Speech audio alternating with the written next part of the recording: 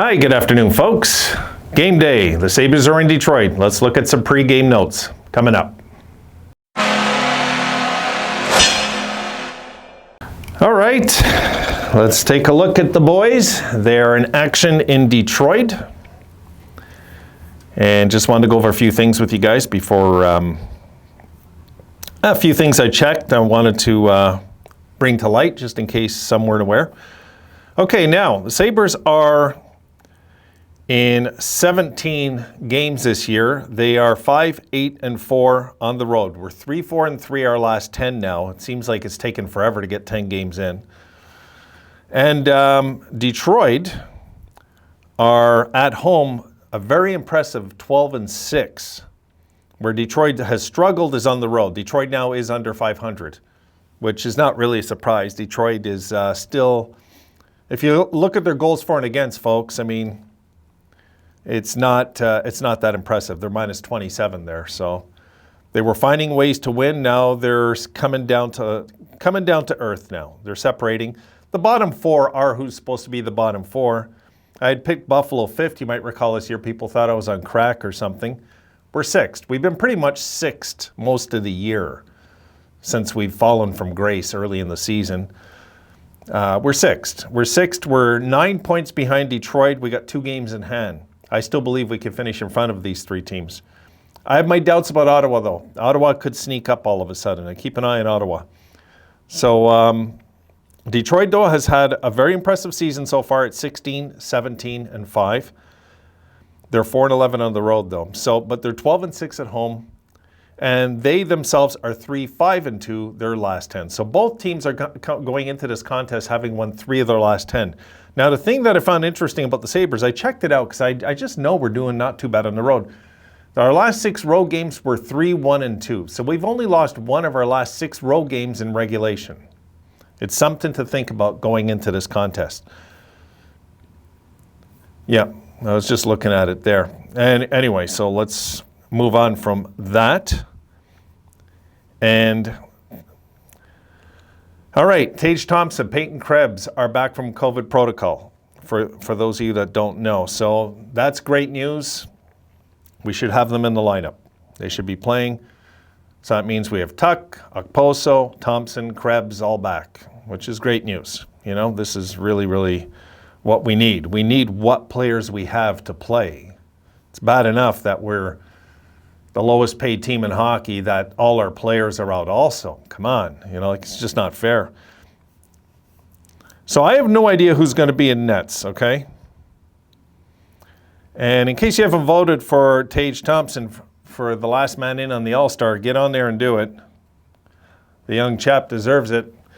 He's played well. Yep, let me get this over here. And leave that there. Yeah, so I'm looking at this from an angle now.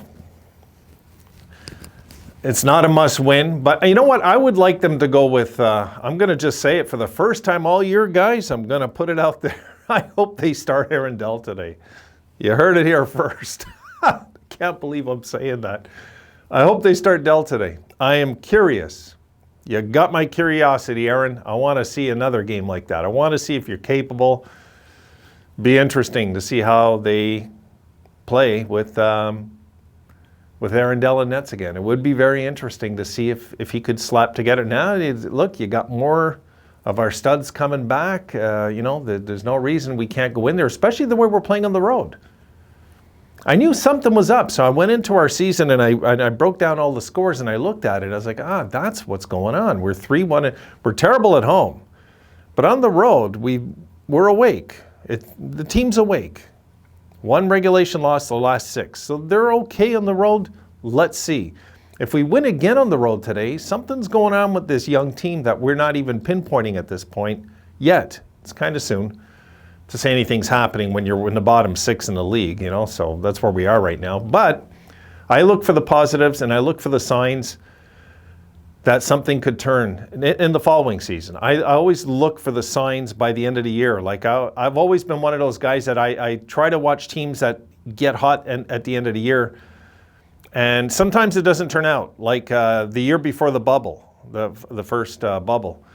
I picked Detroit and I picked Vancouver to be the surprises that year in the NHL. Vancouver came through, Detroit bombed out. Because Detroit the year before, they won something like 8 of their last 9 or something. And I've seen that as something that's going on in Detroit that not many people are talking about. But look, it is what it is right now. We're just going to have to, hope that the boys can do what they can, right? I mean, what else can we do? It's a crappy season so far. But look, if we win today, we're back to 7 games under 500 instead of falling to 9. I want to stay within the 10 range just in case something happens. There's always that possibility that something happens. We hit a 6-game winning streak. Let's just say we hit a 6-game winning streak. All of a sudden, we're going to be crying.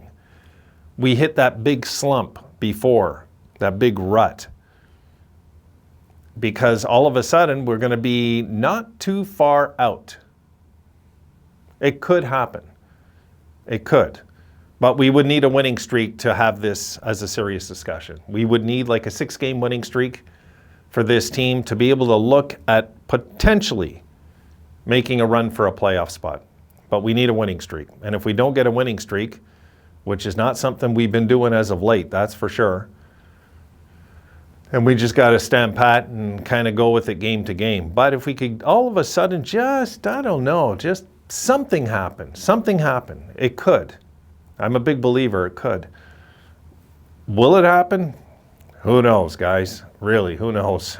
In this day and age, the whole world's gone nuts. Why not the Sabres get hot? It just, I'm just going to go with it like that way right now. So I was looking at, taking a good look at some of the Detroit players and what they've been up to and things like this. And, it's a good young team they got over there. No doubt about it. It's a good young team. There's a lot of good young teams in our division. I'm counting Ottawa. I want to count Ottawa in that. And not just us, Detroit. Ottawa should be mentioned also. Montreal's a disaster right now. But now that they got Gorton in place, we got these bottom 4 that eventually, let's face it, Tampa's going to get older. They're already going towards there. They're going to get older. They're going to have to retool their team eventually. And that doesn't always work out, as you guys know. It doesn't always work out. Boston's at the tail end of their current team because all their veterans are their core, really. I mean, there is a few young guys, like the Bruskin, but most of their guys are pretty much, have had their heyday, pretty much. So Boston's a team to watch for, too, that I think is getting older. And, an up-and-coming squad that could be really, really good for a long time could be Florida. In our division, looking at our division, really honestly, that Florida team I don't think is a one-year thing. I think they're going to be sticking around for a while. I'm impressed how they've played without Q as their coach. I really am. Once Quenneville was gone, I kind of wrote them off. Kind of. It's hard not to with such a great coach gone. But things happen, and things happen for a reason, and he's gone now. And if we're going to be honest, we could be one of the future teams in this division for a long time once our kids get older and we get stable. And if we spend our money properly, folks, this is something the Sabres have, I hope to God Granato continues to do, is not mess around with our money. Because really, once you've messed around with the money, you got no leverage after that, none.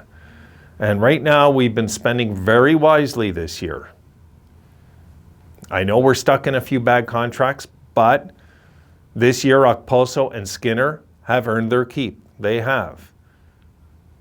That's something that's really a good thing that's going on with the Buffalo Sabres, is that the guys getting paid a lot are actually showing up. It's not bad. It's actually very good. So with things are starting to look stable, I think the Sabres are stabilizing. I do. So we'll see what they do today. We'll see. I think the team is starting to settle down from all the losing and focus now back on the task at hand, which is just a game at a time. I get the kids are probably caught up, a lot of pressure. Fans are fed up in Buffalo. They know it. So I don't want to go too far down the road with this, but we'll just have to take it. We'll have to take it this game today. I hope the Sabres win this. I'll feel really good about not the rest of the year, but I'm going to feel really good at just about where we're at. I can live with 7 games under 500 because there's a potential to still get to 500. And once you get to 500, you have a shot to make the playoffs. You do. Especially in our conference. It's not like it's impossible if you hang around 500 for 60 games to make a run all of a sudden. So that's the hopes of this fan here. I want to chip away and just stick around. So if the Sabres can stick around, we might have a little fun after all this year. I'll leave it at that. Okay, so I'll see you guys in the post game. Let's go Buffalo. Let's get this one. Let's try and keep this road thing going on. I'll leave it there. I don't want to throw any bad vibes out in the air. I'll see you guys tonight.